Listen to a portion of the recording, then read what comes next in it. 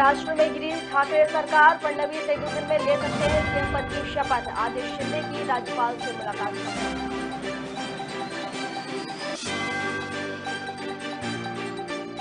छतरपुर के नारायणपुर में बोरवेल में गिरा बच्चा दीपेंद्र सुरक्षित, रस्सी के सहारे निकाला गया बाहर। सीएम शिवराज ने माता पिता और प्रशासन की पूरी टीम को दी बधाई। अरुण यादव ने ठुकराया सीएम शिवराज का निमंत्रण, कहा धन्यवाद आपने सत्ता में आमंत्रित किया, लेकिन हम कांग्रेस की सरकार बनाकर जरूर आएंगे वापस।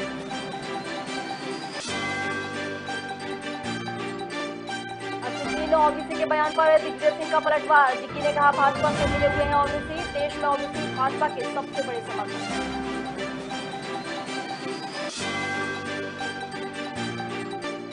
और एमपी रणजी टीम के कप्तान पहुंचे भोपाल, रामेश्वर शर्मा और कार्यकर्ताओं ने किया स्वागत। भगवा वस्त्र से और पुष्प देकर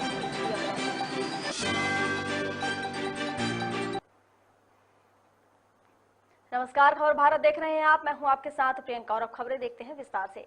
महाराष्ट्र में करीब 2 हफ्ते से शुरू हुई राजनीतिक उठापटक खत्म होती नजर आ रही है। उद्धव ठाकरे इस्तीफे के बाद बीजेपी ने सरकार बनाने की तैयारी शुरू कर दी है। आज फडणवीस के घर कोर कमेटी की बैठक है। सूत्रों के मुताबिक फडणवीस 1-2 दिन में मुख्यमंत्री पद की शपथ ले सकते हैं। साथ ही एकनाथ शिंदे गोवा से मुंबई जाएंगे, लेकिन इससे पहले वह अपने विधायकों के साथ एक बैठक करेंगे। कयास लगाए जा रहे हैं कि शिंदे आज राज्यपाल भगत सिंह कोश्यारी से मुलाकात भी कर सकते हैं।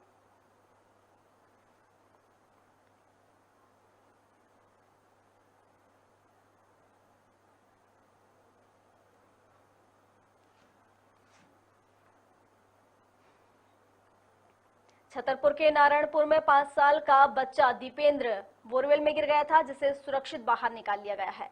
बताया जा रहा है कि दीपेंद्र जिस बोरवेल में गिरा था वह 20 फुट गहरी थी, जिसे रस्सी के सहारे बाहर निकाला गया है, जिसके बाद उसकी जांच के लिए दीपेंद्र को अस्पताल पहुंचाया गया है। बोरवेल में गिरे बच्चे को बचाने के लिए एसडीआरएफ और पुलिस प्रशासन लगातार प्रयास कर रहा था, जिनकी कोशिश से बच्चे को सुरक्षित बाहर निकाल लिया गया है। और इस पर सीएम शिवराज ने दीपेश के सकुशल बोरवेल से निकलने पर माता पिता और प्रशासन की पूरी टीम को बधाई दी है।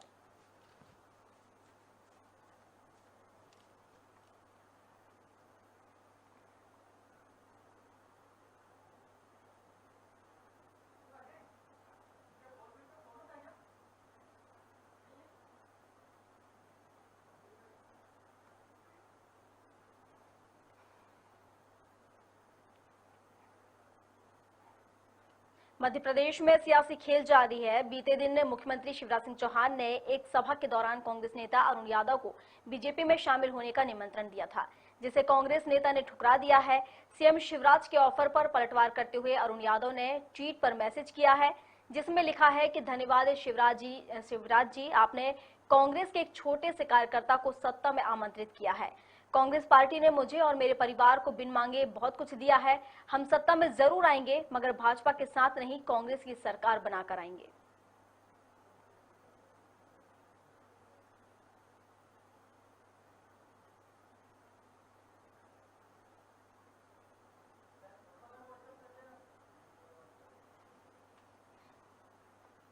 ये खबर जहां पर अरुण यादव ने सीएम शिवराज के निमंत्रण को ठुकरा दिया है। एक सभा के दौरान सीएम शिवराज सिंह चौहान ने अरुण यादव को सत्ता में आने का निमंत्रण दिया था, लेकिन उनके निमंत्रण को ट्वीट के जरिए उन्होंने ठुकरा दिया है। उन्होंने कहा है कि कांग्रेस पार्टी ने मुझे और मेरे परिवार को बिन मांगे सब कुछ दिया है। हम सत्ता में जरूर आएंगे, लेकिन कांग्रेस पार्टी के साथ। और इस पर अधिक जानकारी के लिए हमारे साथ न्यूज एडिटर जल्द ही जुड़ेंगे, राजेंद्र कानूनगो। तब तक आपको बता दें कि सीएम शिवराज सिंह चौहान ने एक सभा के दौरान अरुण यादव को निमंत्रण दिया था सत्ता में आने का, लेकिन अरुण यादव ने उसे ठुकरा दिया है। और इस पर अधिक जानकारी के लिए हमारे साथ जुड़ चुके हैं राजेंद्र कानूनगो, न्यूज एडिटर। राजेंद्र जी, सीएम शिवराज ने एक निमंत्रण दिया था अरुण यादव को, जिसे उन्होंने ठुकरा दिया है। ये बात सामने आई है कि एक सभा में शिवराज सिंह चौहान मुख्यमंत्री मध्य प्रदेश द्वारा कांग्रेस के जो बड़े नेता हैं अरुण यादव, सुभाष यादव जी के ये सुपुत्र हैं, केंद्र में मंत्री रह चुके हैं, और ऐसा प्रतीत होता था बीच बीच में कि वो किसी बात को लेकर के कांग्रेस में नाराज चल रहे हैं। तो इस चीज का अवसर पा करके और शिवराज सिंह चौहान के द्वारा उनको पार्टी में, भारतीय जनता पार्टी में सम्मिलित होने का उनको निमंत्रण दिया कि आप वहां क्या कर रहे हैं, आप इधर आइए, हमारे साथ बीजेपी में आइए। तो ये एक स्वाभाविक है कि एक दूसरे को पार्टी में आमंत्रित करते रहते हैं नेता लोग, और कई लोग पार्टी छोड़ करके गए भी हैं कांग्रेस से बीजेपी में। तो ये सोच करके कि अरुण यादव अभी वहां पर नाराज चल रहे हैं तो ये बीजेपी में आ सकते हैं। लेकिन एक चीज इसमें यह है कि ऐसे खेल जो है खुलेआम कभी नहीं होते, ये बड़े गोपनीय तरीके से अंदर ही अंदर ये खेल चलते हैं और पार्टी बदल ली जाती है। ऐसा हमने पूर्व में और अभी देखा है, अभी महाराष्ट्र का भी उदाहरण आपके सामने है। तो इस चीज को संज्ञान में लेते हुए अरुण यादव ने अपना ट्वीट किया है कि मैं जहां हूं वहां कंफर्टेबल स्थिति में हूं और मुझे पार्टी में आने की जरूरत नहीं है। लेकिन हाँ, यदि हम आए तो कांग्रेस के साथ हम आएंगे और सत्ताधारी दल बन करके और उधर सत्ता में आएंगे। तो ये कुल मिला के पूरा मामला है। तो इसमें जो है कुछ हास्य है, कुछ व्यंग है, कुछ जो है वो राजनीति है। इन्हें तीनों चारों चीजों से मिला हुआ बयान है ये शिवराज जी का। और उसी प्रकार का कुछ उत्तर जो है वो अरुण यादव जी का जो ट्वीट है उसमें हमको देखने को मिलता है। जी राजेंद्र जी, जिस तरीके से अभी आपने कहा कि गोपनीय तरीके से सत्ता बदल जाती है, तो इस तरह के बयान आते रहते हैं, तो आपको क्या लगता है कि इसमें भी कोई गोपनीयता है? क्या अरुण यादव भाजपा में शामिल हो सकते हैं? क्या ऐसे कयास लगाए जा सकते हैं? क्या सत्ता बदल सकती है? देखिए, बीच में भी इस प्रकार की अफवाहें चली थी कि अरुण यादव कांग्रेस छोड़ सकते हैं, लेकिन वो बीच में फिर अफवाह कोई उसमें दम निकला नहीं और ऐसी कोई बात हुई नहीं। तो ये जो है अफवाहें बीच बीच में कांग्रेस या बीजेपी में जो कोई नाराज नेता लोग चलते रहते हैं तो उनके दल बदलने की या दल छोड़ने की बातें जो है अक्सर सामने आया करती हैं। तो जब अरुण यादव खुद ने ट्वीट करके और ये कह दिया है कि मैं इस प्रकार के छोटा कार्यकर्ता जो कांग्रेस का हूं, इसको आपने मेरे को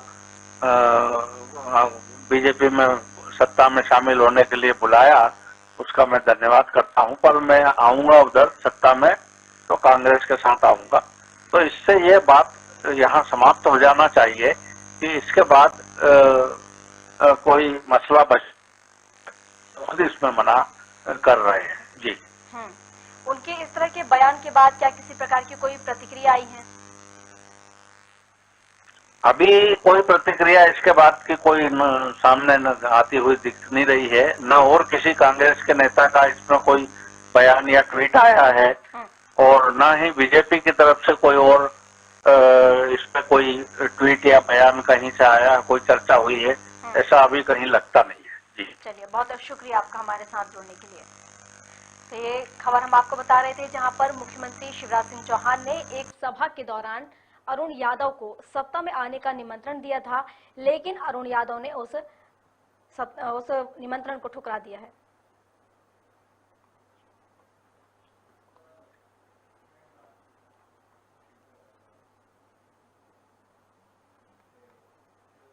पूर्व मुख्यमंत्री दिग्विजय सिंह का बयान सामने आया है, जिसमें ओबीसी के बयान पर पूर्व सीएम दिग्विजय सिंह ने पलटवार किया है। ओबीसी भाजपा से मिले हुए हैं, ऐसा दिग्विजय सिंह ने कहा है। ओबीसी भाजपा के सबसे बड़े समर्थक हैं।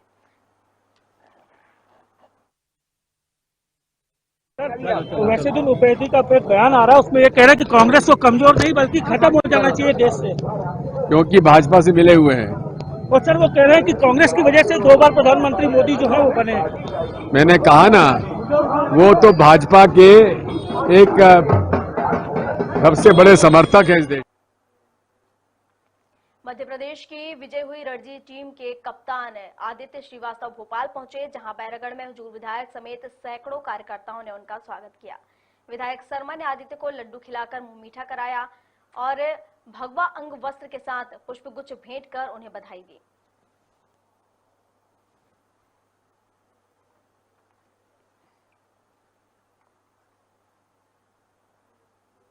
छत्तीसगढ़ में सरकारी कर्मचारी अपनी सूत्रीय मांगों को लेकर एक दिवसीय आंदोलन कर रहे हैं, जिसमें उनकी 34% महंगाई भत्ता और 7वें वेतनमान की मांग शामिल है।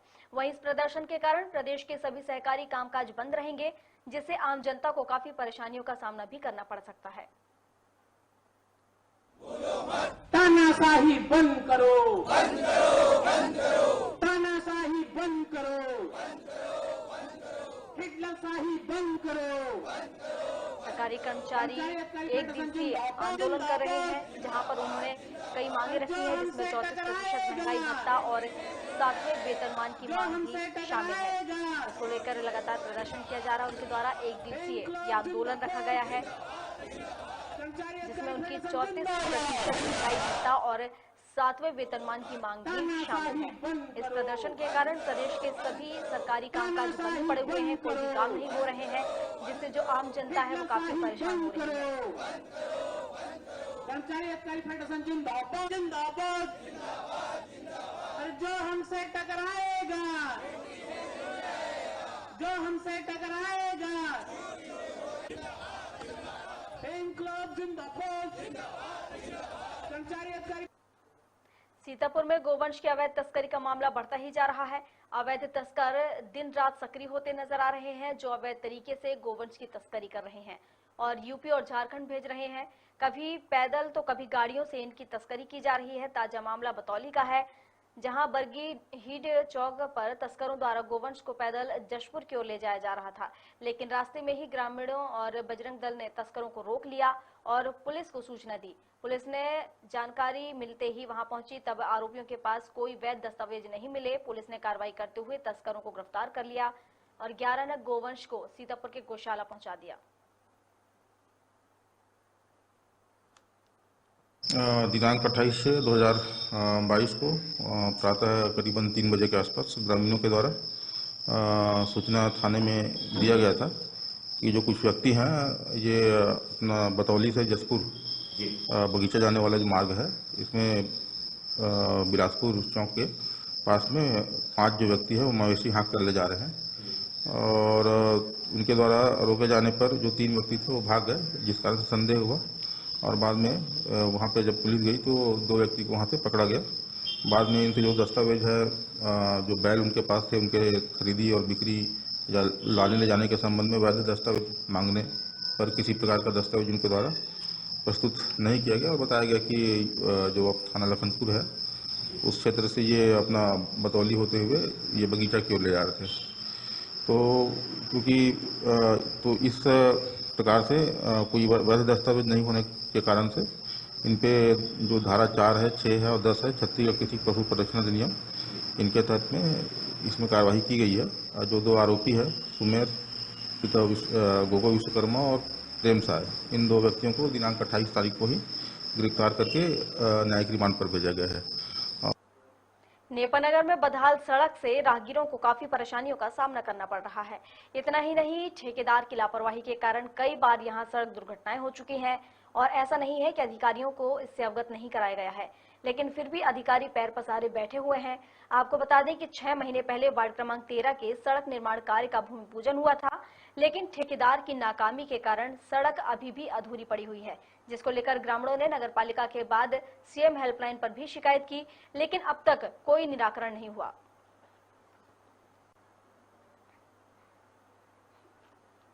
और अब अगली खबर पृथ्वीपुर से, जहां सरपंच पद के प्रत्याशियों के समर्थन के बीच जमकर लाते और घूसे चले, जिसका वीडियो सोशल मीडिया पर जमकर वायरल हो रहा है। आपको बता दें कि 2 भारतीय जनता पार्टी के नेता चुनाव लड़ रहे हैं, जहां किसी विवाद को लेकर दोनों पक्षों में मारपीट की नौबत आ गई।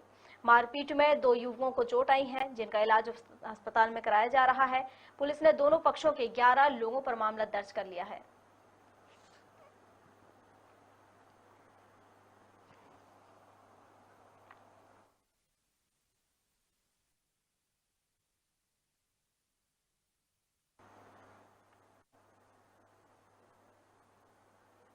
पुष्पराजगढ़ के अंतर्गत आने वाले ग्राम बगदरा पहाड़ी में भूस्खलन हो गया, जहां पत्थरों से गिरने से सड़क पर जाम जैसी स्थिति बन गई, जिससे राहगीरों को काफी समस्याओं का सामना करना पड़ा। आपको बता दें कि शहडोल की ओर जाने वाली एकमात्र स्टेट हाईवे है ये, जहां पर भूस्खलन हुआ है और पत्थर के गिरने से रोड जाम हो गई है।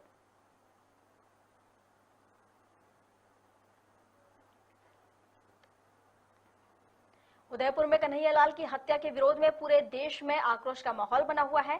इसी बीच सरदारपुर के दसई से खबर आ रही है, जहां हिंदू समाज घटना के विरोध में जिहादी आतंकवाद का पुतला दहन किया गया। वहीं सरदार वल्लभ भाई पटेल चौराहे पर मृतक कन्हैयालाल को श्रद्धांजलि देते हुए विरोध जताया और जमकर नारेबाजी की गई। इस दौरान सभी समाजजन मौजूद रहे। देश के गद्दारों को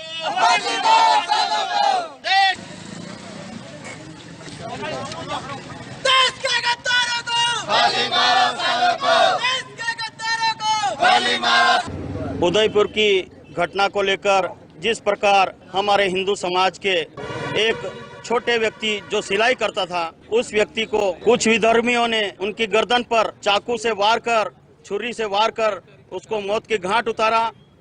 हिंदू समाज इसका घोर निंदा करता है। ऐसे हमारे देश में इस प्रकार की घटना एक हमारे लिए बहुत शर्मसार की बात है। इसी उपलक्ष्य में आज धार जिला तहसील सरदारपुर नगर दसई सरदार वल्लभ भाई पटेल चौराहे पर सभी हिंदू समाज जनों ने इसकी घोर निंदा की और राष्ट्रपति जी से मांग करके ऐसे अपराधियों को कड़ी से कड़ी कार्रवाई कर उन्हें फांसी की सजा दी जाए।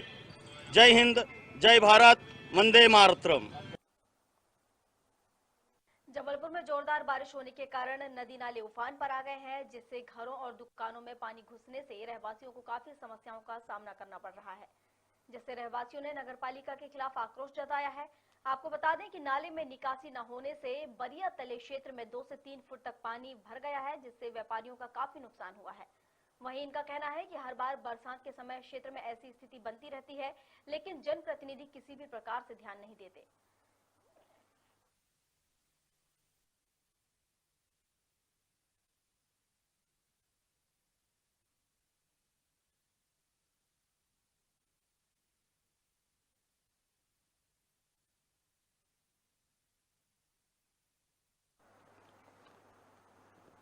और अब अगली खबर बुधनी के शाहगंज से है, जहां पिकनिक मनाने आए छात्र की डूबने से मौत हो गई है।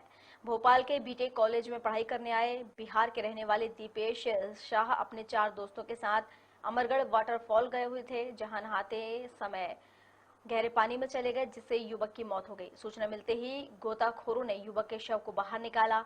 शव को पोस्टमार्टम के लिए भेज दिया गया है। मामले की जांच चल रही है।